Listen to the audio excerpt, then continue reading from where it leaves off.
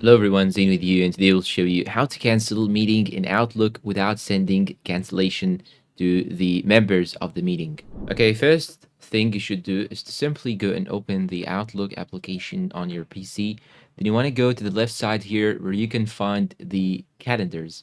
Once you navigate to the calendars menu, you should go and search for the meeting that you want actually to cancel without sending a cancellation message to the members. So I'm gonna left click on the meeting like so, and here you have these three options: jibble out, cancel, and edit. Of course, we're not going to click on cancel because this will actually send a message to the members. So I'm going to click on edit.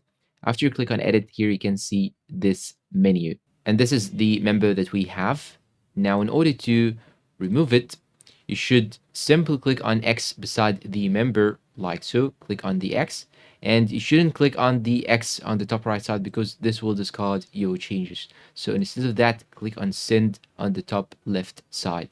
After you click on send, here you can see that your meeting has these three options. When you click on it, you have delete, jibble out, and edit. Simply, I'll click on delete, and you're all done. This is how you can actually cancel the meeting without sending a message. And that's all for today's video. If you find it helpful and useful, please support us with like, subscribe, comment, share, and tell me down below in the comments which other topics you need me to do videos for.